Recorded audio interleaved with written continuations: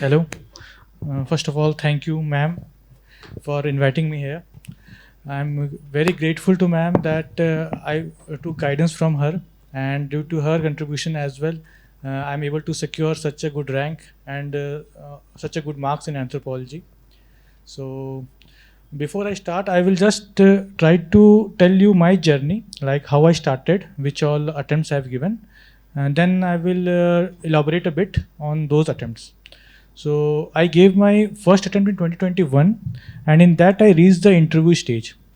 And after that, in 2022, I missed the prelims. And in 23 examination, I got the service IRMS.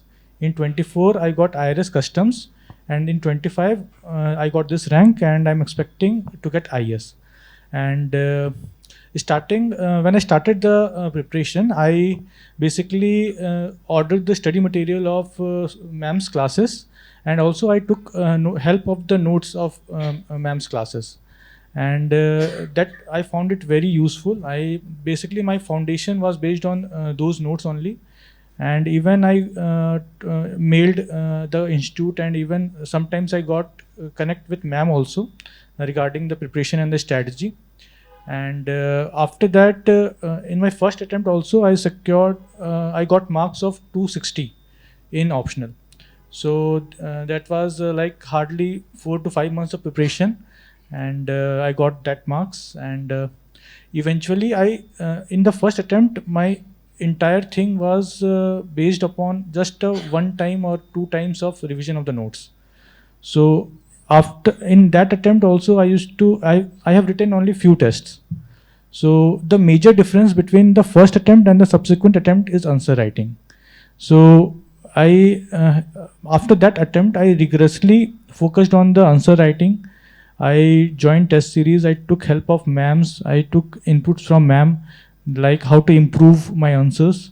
And one thing I would like to tell you that like many of the times we see that students just go to their teachers and ask them like how to improve their marks. They tell that they have read this, that, and all.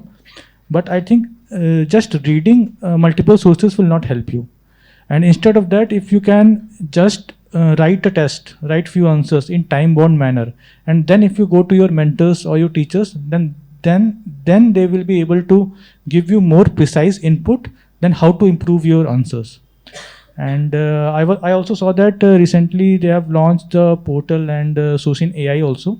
So in that also you can just input your answers, and they will give you recommendations based on the toppers copies that they have and the other content that they are having in the platform.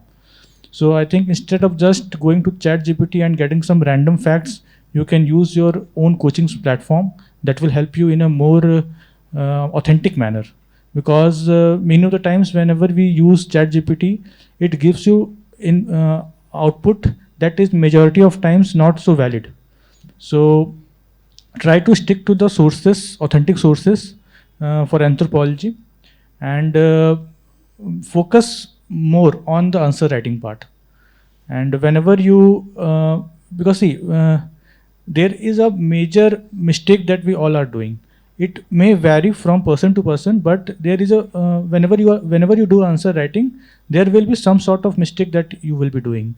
Like for few of us, many of us like miss the demand of the question, and many others may miss the important thinkers that need to be mentioned in the answers, and some may miss the case studies altogether. So whenever you write a test and you go to your mentors or your teachers, then they identify that kind of mistake that you are doing. So instead of just reading multiple sources, taking multiple coaching notes or multiple sources, I think you can just read the class notes, try to implement them, and based on the lacunas that you are having, you can just go for the other sources. So in my case, like initially I used the class notes and the notes of the academy. Then after that, I also started masters from anthropology from IGNOU. So I also used that content, that targeted content, because whichever topics are in the UPSC syllabus, I used to refer only those. Because in masters of IGNOU there are a lot of other topics as well, but that I used to skip. I used to prepare only for giving that examination, for only that depth. But the topics which are common to UPSC, I used to search a lot, and I used to get few case studies and examples that I can quote. And regarding my answer writing approach, I can say that I used to focus more on the analysis and also on the thinkers. Like for 10 markers, I used to write 4 to 5 thinkers. And for some thinkers, I also used to mention the book names. Like some of the book names, you must be very well aware. So instead of just keeping in your head, try to write it down whenever you write the name of the thinker. And analysis is very important, because it is not a GS paper that you will just put down the points or examples or thinker names. So analysis is very important. My answer writing approach in GS and optional was different in this sort also. Like in GS paper for 10 markers, I used to write 10 to 12 points, 1 or 2 liner points with examples. But in anthropology, for 10 markers, I may write 7 to 8 points only, but I will explain that point in 2 or 3 lines, and even one example I will elaborate. Like if I have in a 10 marker, I may have written 3 examples, but 1 or 2 case study. So that case study I will elaborate, and I will put it in a box. And for 15 marker and 20 marker, the analysis become much more important. And in those questions, I used to even write in paragraph forms in some of the answers, because based on the question, you will identify that the demand of some of the questions are to be that need to be explained. So after the intro, I used to explain in a paragraph. Then I used to give subheadings, and then I used to write few points, few paragraphs in a mixed format. In 10 marker, basically I used to stick to the points, but for 15 and 20 markers, I used to like write in paragraphs in few of the answers, and in those questions I used to add maps and diagrams also. Because in anthropology, if there is a question on fossils, then you need to draw the diagram. You need to draw the phylogenetic chart. So I think adding this will give you 1 or 2 marks more as compared to your competitors. And people like for the last 2 years I was in service, so I used to like interact with a lot of rankers of the earlier years as well. So I used to see that this is something that all the rankers are doing. So if you are not doing, then you are losing.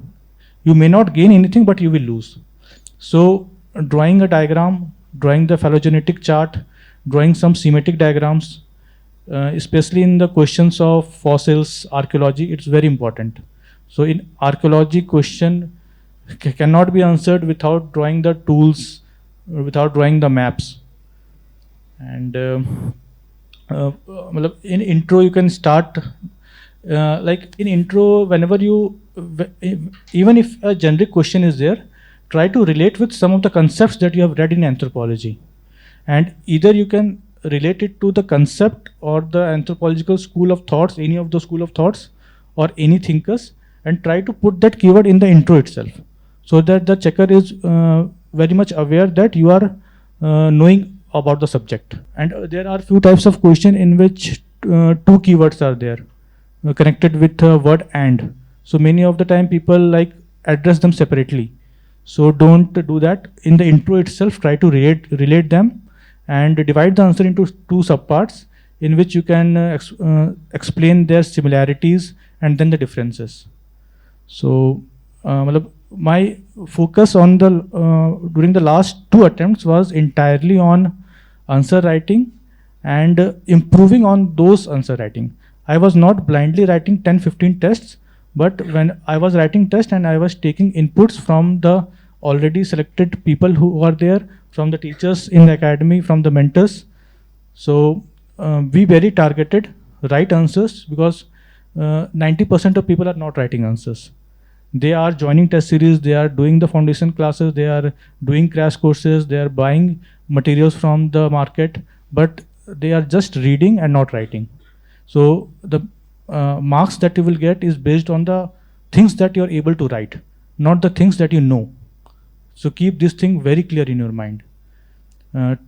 if I summarize, then focus more on the answer writing, focus more on analysis, go to your mentors, go to your teachers, use the AI platform that the institute has, evaluate your answer, take the inputs, and whenever you write the next test, that should be better than the previous one that you have written. And at the end, try to complete the paper at any cost. Last one question will compromise, but it shouldn't be left blank. And that is all that I need to say. And again, thank you to ma'am and the entire team for being a part of my journey. Thank you very much.